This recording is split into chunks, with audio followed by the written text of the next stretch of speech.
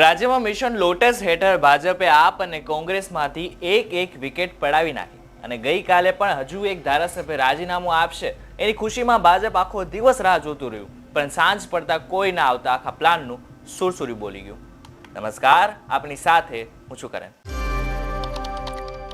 કોંગ્રેસના ખંભાતના ધારાસભ્યના રાજીનામા બાદ 2 દિવસથી એવી અટકળો વહેતી થઈ હતી કે હજુ કોઈ એક ધારાસભ્ય રાજીનામું આપી શકે છે, જેમાંથી ગારિયાધારના આપના ધારાસભ્ય સુધીર વાઘાણી અને કોંગ્રેસના પાટણના ધારાસભ્ય કિરીટ પટેલનું નામ મોખરે હતું.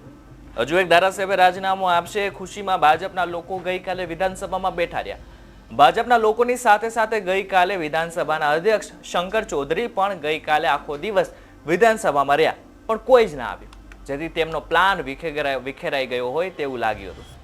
પરંતુ હજુ એવી શક્યતાઓ વ્યક્ત કરવામાં આવી રહી છે કે કિરીટ પટેલ આજકાલમાં રાજીનામું આપી શકે છે, કારણ કે કિરીટ પટેલ આની પહેલા CR પાટીલને મળવા માટે પાટણથી ગાંધીનગર આવ્યા હતા. ત્યારે મીડિયા સાથેની વાતમાં તેમણે કોંગ્રેસમાં કચરો હોવાની વાત કહી હતી.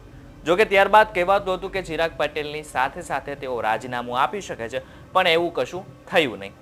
ત્યારે લોકસભાની ચૂંટણી નજીકમાં છે, તેવામાં ભાજપને જીતની હેટ્રિક બતાવી છે, પણ આ વખતે ભાજપ માટે આ આકરું ચઢાણ છે. આથી હવે ભાજપ જોડતોડની રાજનીતિ કરી રહ્યું છે અને આ સાથે મિશન લોટસ પર ભાજપનો નાનામાં નાનો કાર્યકર્તા કામ કરી રહ્યો છે. તેમાંથી પહેલી વિકેટ આપના વિસાવદરના ધારાસભ્ય ભૂપત ભાયણીની પડી હતી. ત્યારે 3 દિવસ પહેલા કોંગ્રેસના ખંભાતના ધારાસભ્ય ચિરાગ પટેલે રાજીનામું આપી દીધું. ત્યારે હવે ભાજપની નજર ગારિયાધાર અને પાટણની સીટ પર પડેલી છે. ત્યારે હવે જોવાનું એ રહ્યું કે આ બંનેમાંથી કોની વિકેટ પહેલા પડે છે. તમારો બાબતે શું કહેવું છે અમને કોમેન્ટ કરીને ચોક્કસથી જણાવશો. જો આ વિડીયો તમને પસંદ આવ્યો તો વિડીયોને લાઇક અને શેર જરૂરથી કરજો તથા અમારી ચેનલ નિર્ભય ન્યૂઝને ફેસબુક તથા યુટ્યુબ ઉપર સબસ્ક્રાઇબ અને ફોલો કરવાનું ભૂલશો નહીં. આભાર.